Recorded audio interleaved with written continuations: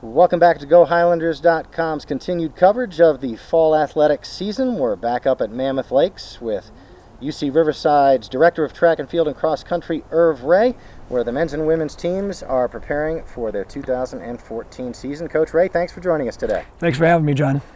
Well, Coach, we're looking ahead to 2014, but we can't quite do that without looking back at 2013. Can you tell us how the women's team did last year at conference and throughout the course of their season, particularly as it relates to how you thought they were going to do at the start of the year? You know, last year we had freshmen, sophomores, and just one senior on the team. We were really hopeful at the beginning of the year. We ran into a pretty tough course up at San Luis Obispo that just didn't react well with us. It's very challenging, hilly, it's hot. A lot of uneven surfaces and things, and so we had actually a couple of girls collapse either at the finish line or before the finish line, and so that really hurt our finish at the conference meet, so it was pretty disappointing. But I have to be honest, they gave it their all, and you can never feel bad about someone who's given it their all and they actually, collapsed before the finish line. One of those was Rocky Heflin, and I was really proud of her because she came back from that 2 weeks later and was our number 2 or 3 girl in the conference at the regional championship, ran a lifetime best and really performed well. So it was really neat to see her, make such a great comeback in a short period of time. So last year was a bit disappointing in the conference. We did a lot better when we got to regionals. What's exciting is that whole team is intact, and with a few new people we're adding in, we'll talk about, we have pretty high expectations for this year. Well, you only lose one athlete from last year's scoring group in Jeanette Lindstrom. What are you going to miss about her?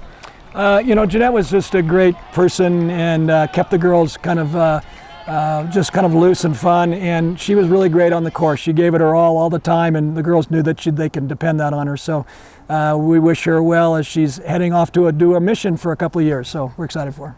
Well, who's coming back? You already mentioned Rocky Heflin. Who else joins her as your top returners? Team captain Rocky Heflin, the 5th-year senior, and has come back in just tremendous shape. So we're really excited about what she's going to have an opportunity to do on our home course. Followed by 5th-year senior Alisha Brown, who had a fantastic year on the track, running 2:05 in the 800, qualifying for USA Track and Field National Championships. She's got to kind of bring that over to the cross country this year.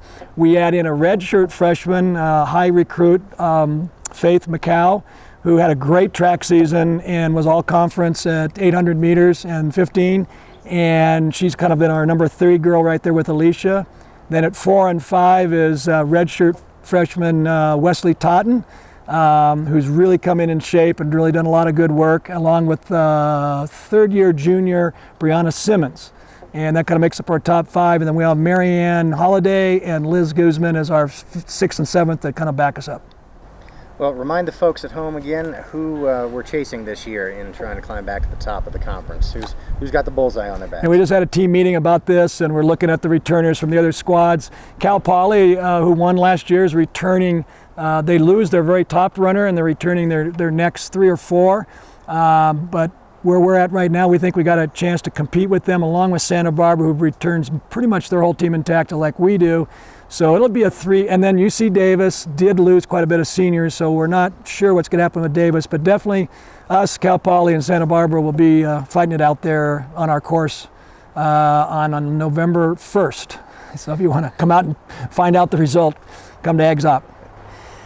Who among the Highlanders will have the best opportunity to not only vie for all conference honors, but potentially move on regionals and nationals? Yeah, we're really excited. Rocky's done a great job preparing this summer, and she's having a great training camp, and she'll be somebody who will contend for a championship in our conference, and then she'll also have an opportunity to be in the top 20.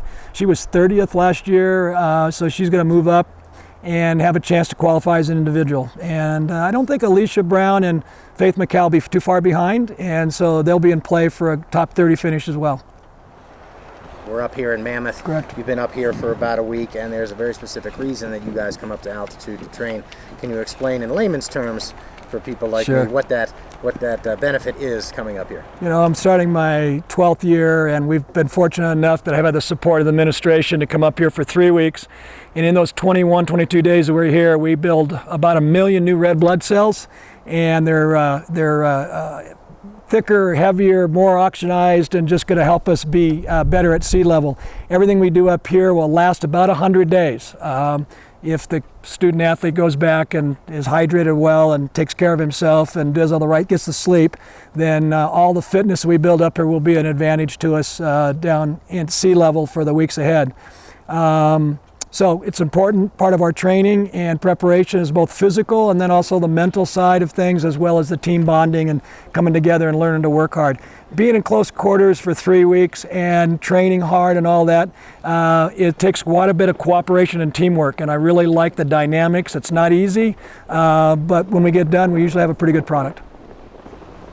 What will have gone well throughout the course of the season if, when we're at the Big West Conference Championship this year, a number of Highlanders come running around the turn and they're putting you in a position to win another conference championship? Well, as we talk about with all the student athletes, I think this is true for other sports as well, is what the athlete does on the field, obviously, and in the weight room, but then what they do off the field, how they organize their life, their sleep, nutrition, hydration, all these things that we teach all the time.